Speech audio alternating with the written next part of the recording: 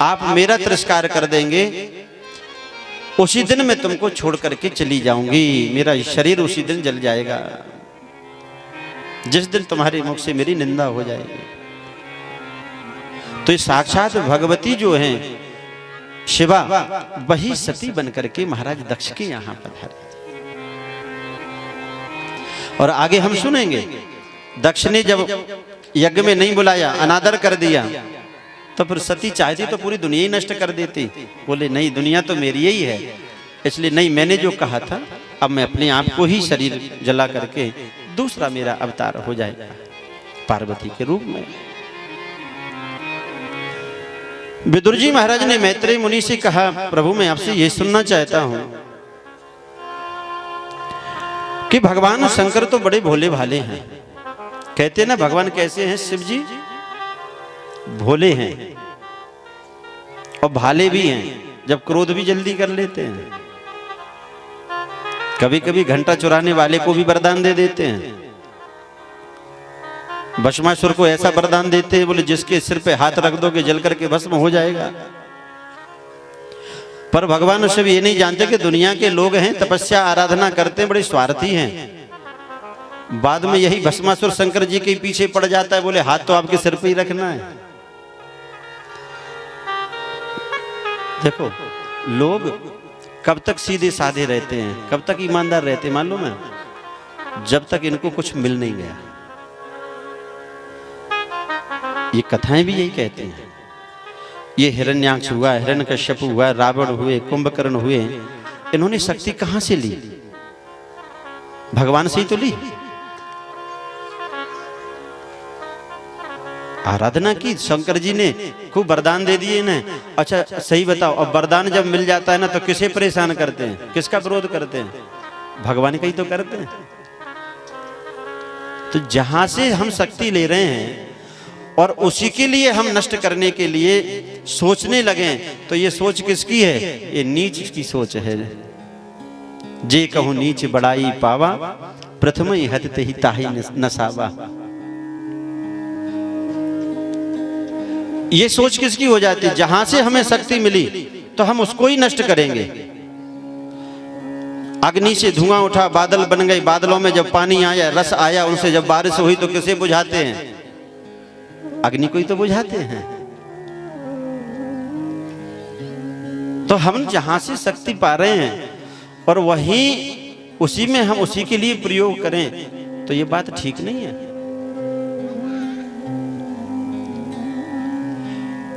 तो ईमानदारी कब तक है हमारी? जब तक बेईमानी करने का मौका नहीं मिला। हमारे स्वभाव में ईमानदारी नहीं है, परिस्थितियां हमें ईमानदार बना देती हैं। अगर आपको परीक्षा लेनी है तो आप अपने आप की परीक्षा लेना, कभी एकांत में कोई देखने वाला नहीं हो और कहीं किसी का सोना मिल जाए, कि बहुत बड़ा खजाना मिल जाए, तब अपने आप से पूछना कि मैं कितना बड़ा ईमानदार हूं।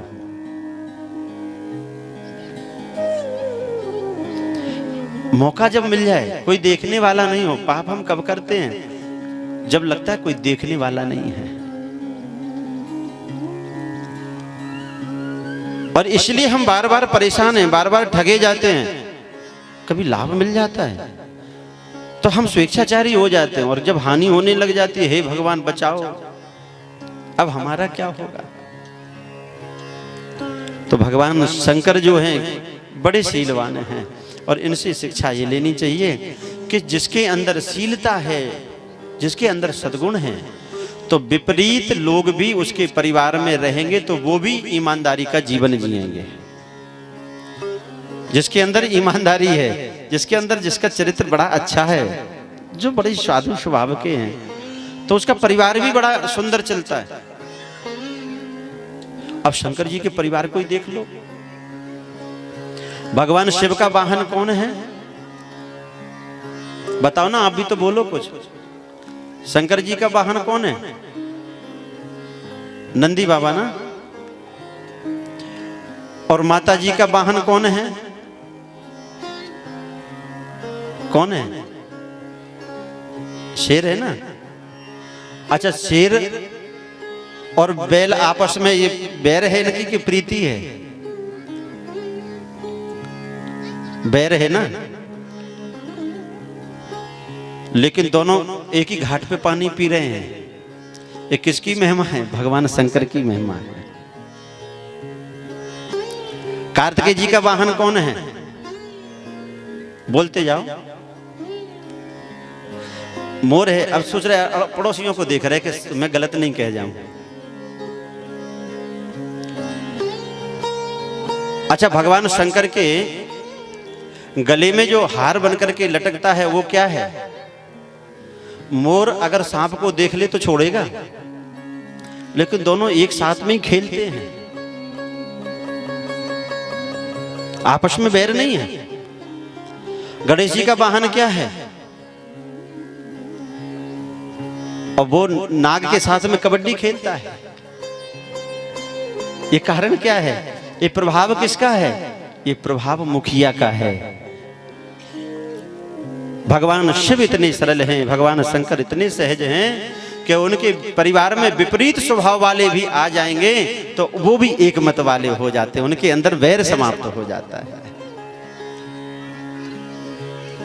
रामचरितमानस में प्रभु श्री राम जब वन में गए, वन की यात्रा में, तो भगवान को देख करके नागों ने अपना जहर छोड़ दिया, बिच्छुओं ने अपना जहर छोड़ दिया।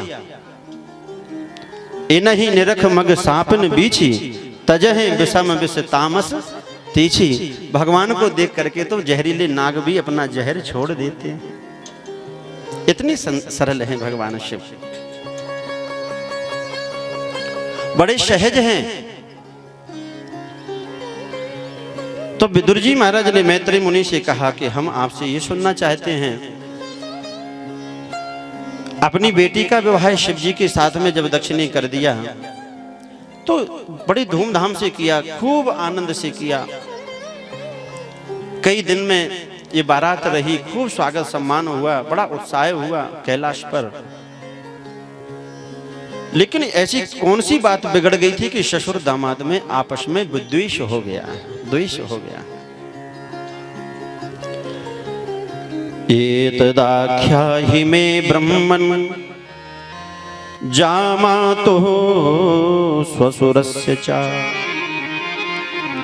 विद्वेषस्तु यतः प्राणास् तत्यजेद्वस्त्यजान् सति। तो हम आपसे ये सुनना चाहते कि इतना द्वेष बढ़ा कि माता सती को अपने प्राणों की आहुति भी देनी पड़ी। इतना बैर। बुराई को कभी छोटा मत समझो। छोटी सी भी बुराई अगर हमारे घर में है, अगर हमारे अंदर है, तो कभी उसको छोटी मत समझना। धीरे धीरे वो अपने परिवार को इकट्ठा कर लेती है। इसलिए ना किसी से बैर नहीं करना चाहिए। एक सेठ जी को नौकर चाहिए था, तो वो एक व्यक्ति आया, अपने बेटा को लेकर के, सेठ जी से नौकरी पर रख लो। तो वो सेठ जी ने पूछा, क्यों, खाते पीते तो नहीं हो कुछ? आप खाते पीते मतलब समझ ही गए होंगे। तो वो व्यक्ति बोला, सेठ जी कुछ नहीं, मेरा बेटा तो केवल कभी कभी इलायची खा लेता है। सेठ जी बोले, इलायची कोई बड़ी बात नहीं है। और बोले इलायची भी वो रोज रोज नहीं खाता है, तो बोले जब कहीं से पी करके आ जाए तब उसकी दुर्गंधी को छुपाने के लिए वो इलायची खा लेता है। सेठ जी बोले, इसका मतलब तुम्हारा शराबी है बेटा? बोले नहीं नहीं, मैं ये नहीं कहता कि शराबी है।